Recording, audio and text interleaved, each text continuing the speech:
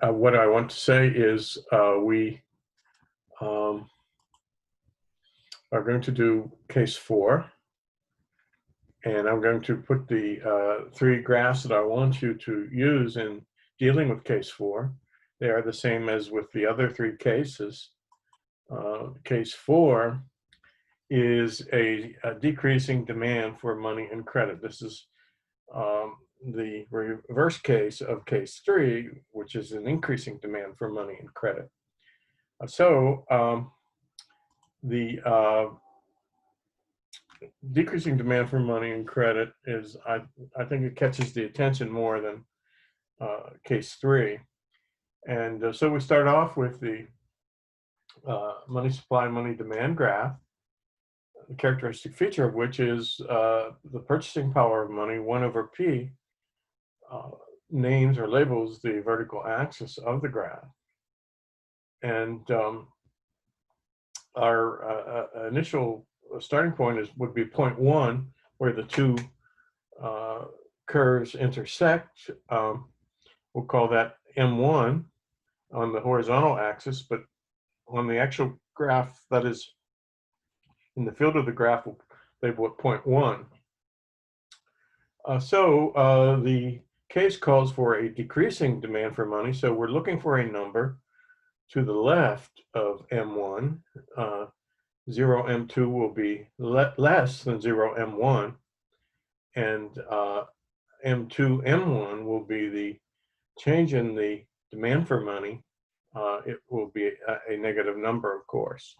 So we find M2, we put M2 down, and to the left of M1. And then we'll use our trick, which makes graphing mechanical, but which serves you well when you're doing umpteen different things in an office, and you want to be correct when you do draw a graph. So the M2, you take a perpendicular line segment up to the curve that we are unconcerned with. And of course, in case 4, this would mean we're unconcerned with the money supply curve, the positively sloped blue line in the graph. So, and when the perpendicular line segment from the horizontal axis intersects the money supply curve, we have an intersection there. We'll label that point 2. So, and we see with that intersection that we're in position to draw a new demand for money curve. And so we draw it parallel to the old one. It is lower in space than the older curve, older demand curve. Or another way to put it is the demand curve for money has shifted toward the origin of the graph. And what does this show in regards to purchasing power? The purchasing power at point 2 is less than the purchasing power at our start-off point, point 1. So if you decrease your demand for money, the purchasing power of money will decrease.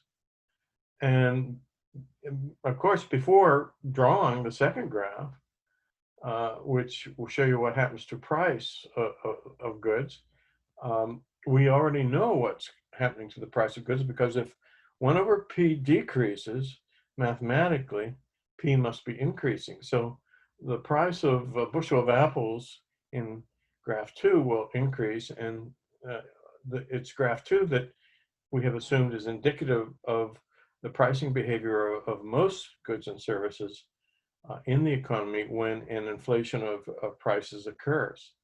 So we go to graph 2. We have quantity of apples supplied and demanded on the horizontal axis and price on the vertical axis. However, we make price a ratio, P over 1. So what do I want to say here? Our mind tells us we're going to make more expenditures than in the previous time period.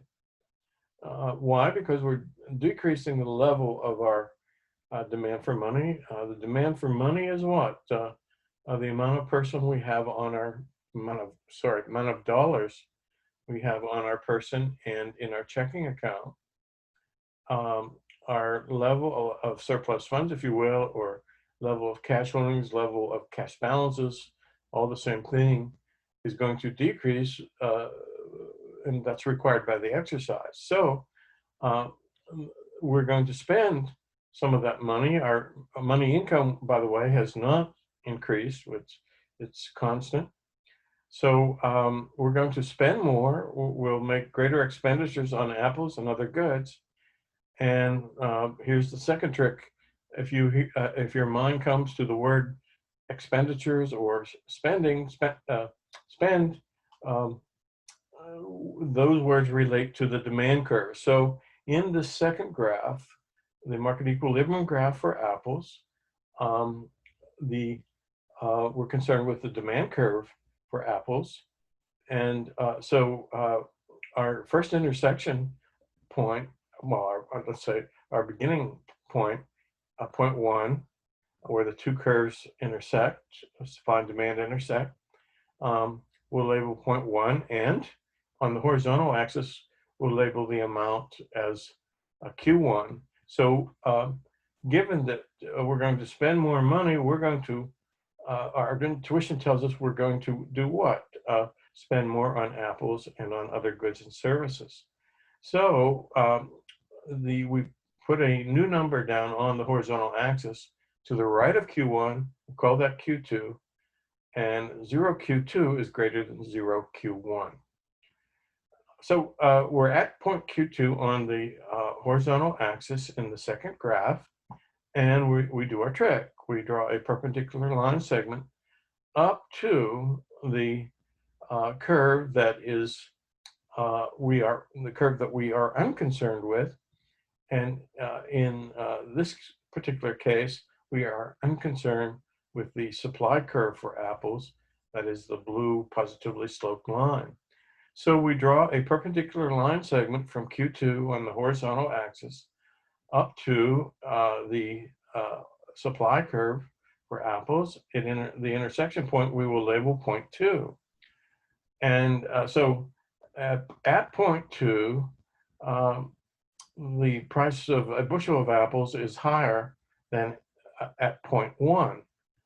So P, let's see, parentheses, P divided by 1, end of parentheses, subscript 2, okay, is greater than parentheses, P divided by 1, end of parentheses, subscript 1.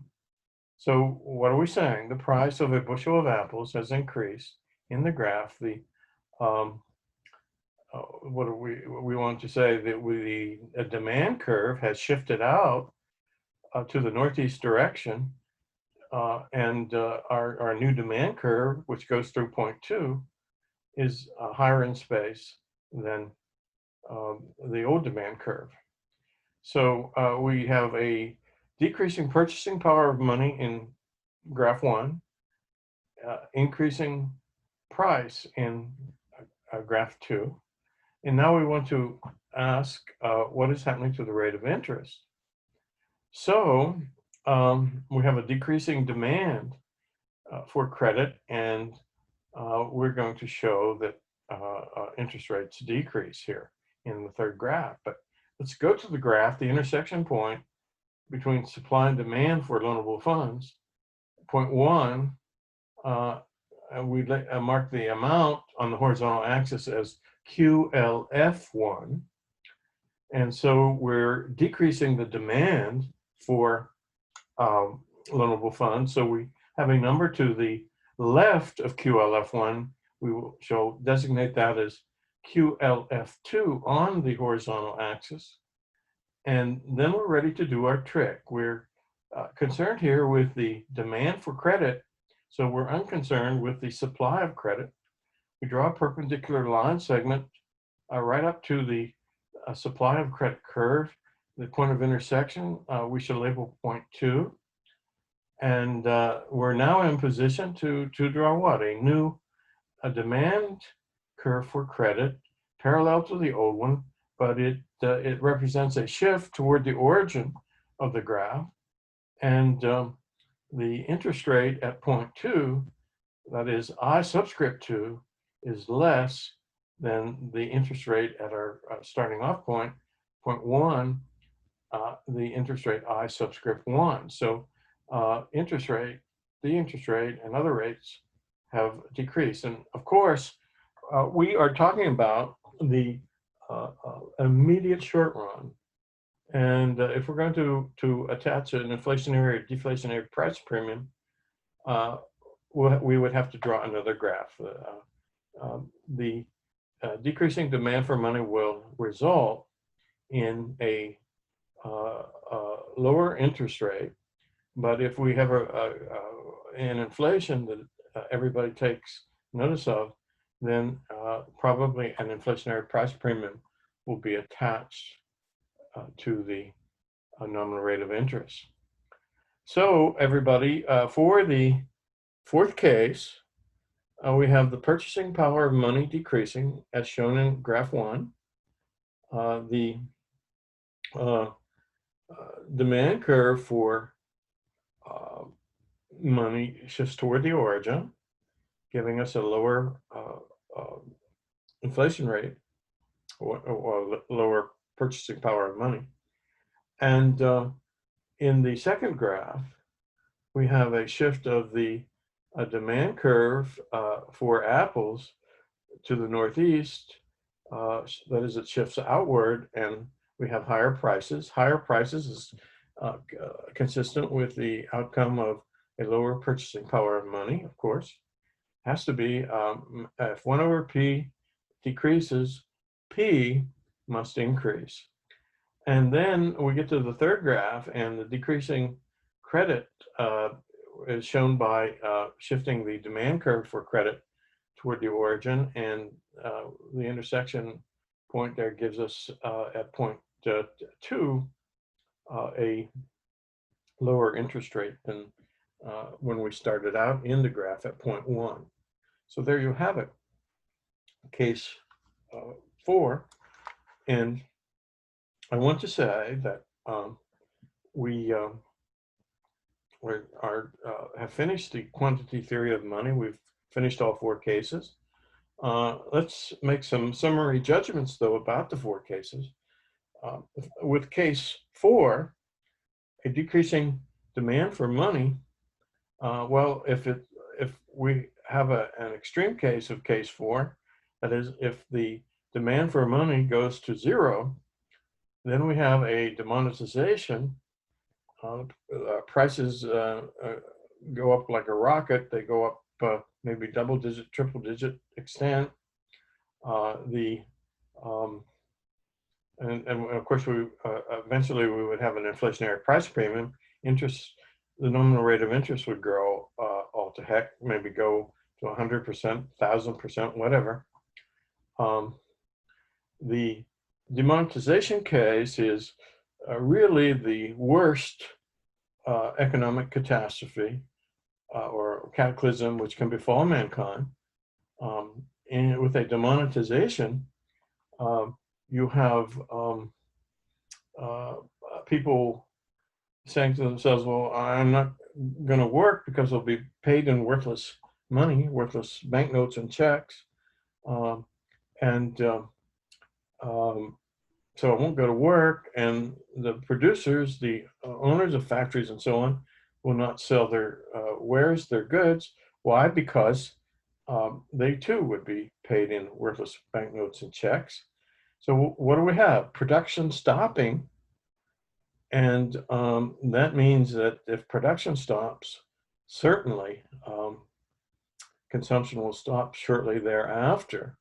The division of labor disintegrates everyone. It dissolves, as it were, and this is really the worst catastrophe that can befall mankind. If we just consider what the rate of unemployment would be, it would tend toward 100%.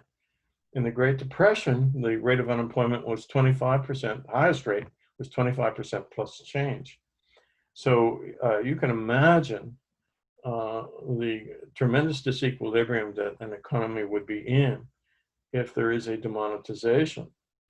The case for it does really not occur by itself. The it's in response really to a heavy dose of case one, an increasing supply of money and credit, causing an inflation, and prices go up. Almost in an exponential way, um, and it's really a bad scene. When the division of labor dissolves or disintegrates, it's replaced by the law of the jungle, and the worst of humanity shows itself. We have three cases really in the last 400 some years of a demonetization. The first one is the one you know about, the 1923 inflation, demonetization of the Reichsmark in Germany.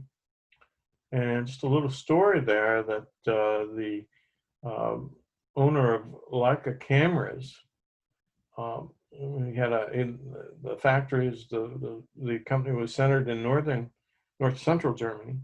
I don't know the exact town, but the division of labor had disintegrated.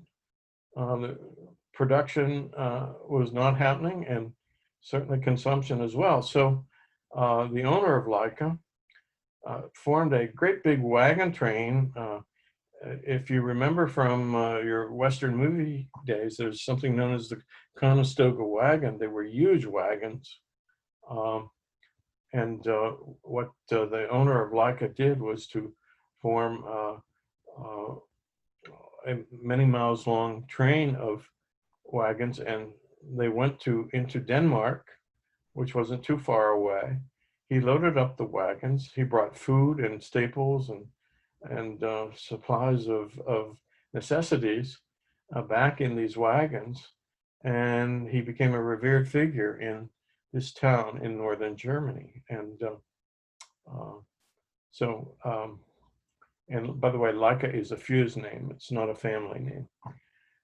So a demonetization, we have one in Germany. We had one in France as well in 1792, 1794, at the time of the Reign of Terror.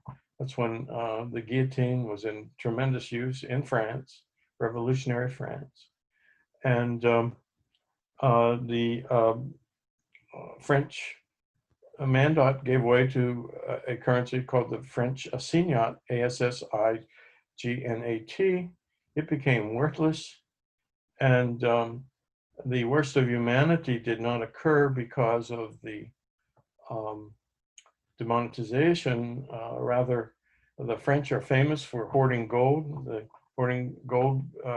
behind the woodwork, so to speak. It came out of the woodworks, and money exchange was carried on with gold.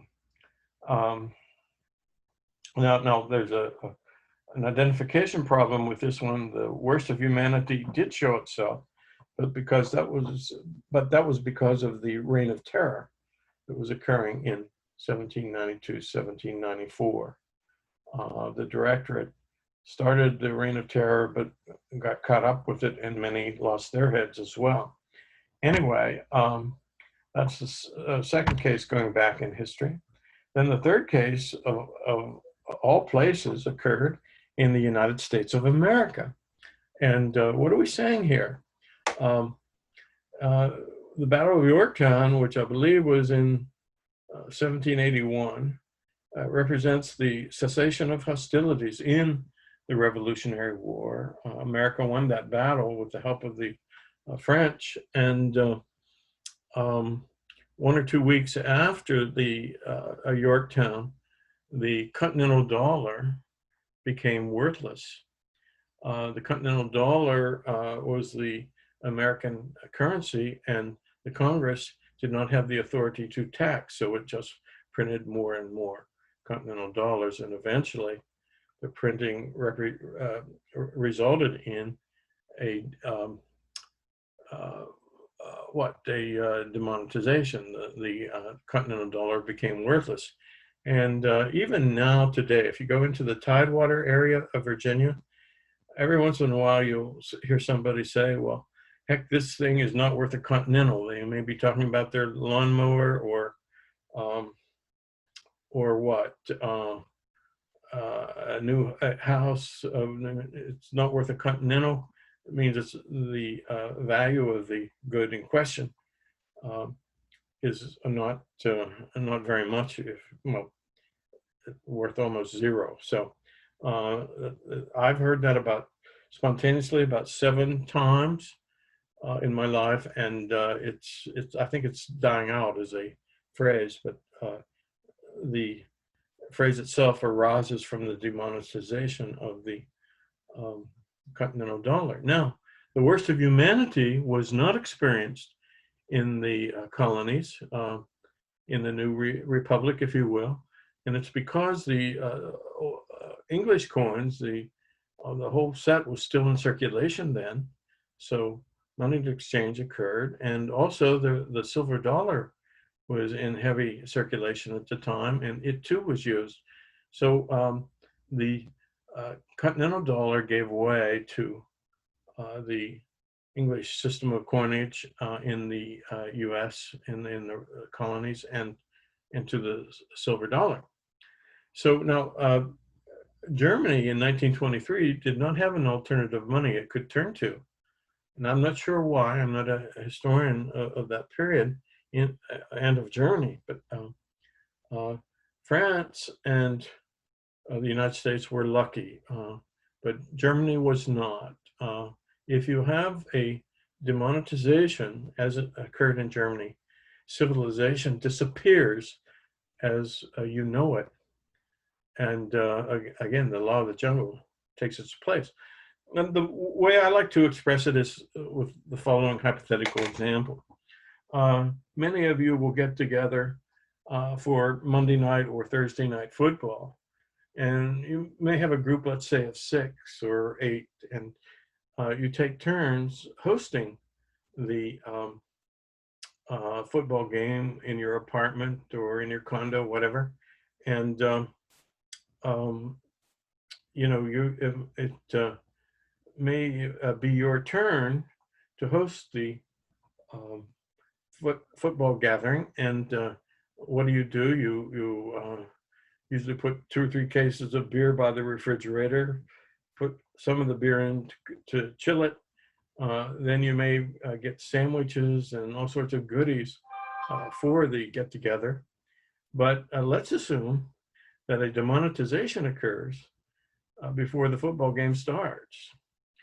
And your best friend, who you think is coming over to watch the game, he may be coming over, but not for the purpose of watching the football game. In fact, the football game probably wouldn't be on, and there would be disequilibrium, serious disequilibrium.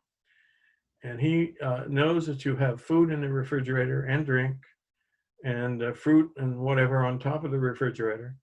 He's got a small family, and he doesn't have an income coming in, and there's very little to buy. Consumption has stopped.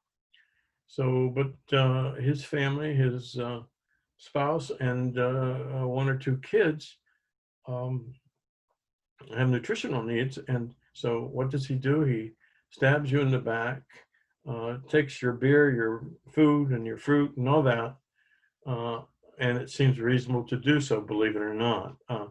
It's the law of the jungle, but when production stops, consumption stops, and those areas with huge populations, people who cannot go out and let's say in the summertime or early fall, find food in the fields, they're in bad shape. And so Germany experienced the worst of humanity for a 6-month period, and almost in 1946, the same thing. It's the Germans who are, for sound money, they do not believe in printing huge amounts, and having the inflation and then the demonetization, which occurred. So there you have it for case 4. Case 1 is the typical case that we experience today. It seems day in, day out, month in, month out, and now year in, year out, increasing supply of money and credit is the norm. And we're certainly doing that to combat the coronavirus pandemic bust. We're trying to get the economy to recover. The case of a decreasing supply of money and credit, you and I really haven't lived through any of that. There's a little bit of it occurred in the Great Recession, but not enough to even mention, I think, or even take note of. We're not used to a deflation of prices, and certainly not a deflation of prices brought about by a decreasing supply of money and credit. But we know what would happen if we do have a decreasing supply of money and credit. Purchasing power would go up, prices would go down, and the rate of interest would do what? I think we have decreased, I believe, there. So anyway, case 2 is an anomaly, at least with our experience recent experience that we've had. And then case 3, which is difficult to see actually occurring, is occurring right now. Not only is case 1, we have a dynamic situation, we have case 1 and 3 occurring at the same time. And in the aftermath of 9/11, the demand for money increased because people wanted to prepare for another untoward event. They needed money. They had to borrow, some of them, to get home on 9/11, to get out of Manhattan. So there you have it. Case 1 is the one that we usually have to deal with. So that's the quantity theory of money. Remember, our goal is to impart to the student the second half of price theory so that he or she has a complete or full theory of price, and will be a better economist because you're accounting not only for the supply and demand factors, the independent variables which affect prices, but you also have the supply and demand function for money, which also affects prices. So right now, I would say that the monetary factors, supply and demand for money, are more important than even the non-monetary supply and demand curve functions. But that's for another day. So I think we're done with the quantity theory of money. And once again, I will, on the midterm examination, ask you 2 of the 4 cases to draw. And I want you to draw the 3 graphs for each case, and be sure to label each axis and tell me what is happening on each axis. So like for case 4, we had in the money supply, money demand graph, purchasing power of money decreasing, hence you had a downward arrow. And on the horizontal axis, since the demand for money was decreasing, you have a arrow pointing to the left, meaning a decreasing demand for money. Well, every graph, all 3 graphs, have to be labeled, and arrows have to be on the axes, and then you of course have to get the shifts right for the given case. So I thank you very much for tonight. This is lecture 9, composed on July 22nd in the late evening. All right, thank you.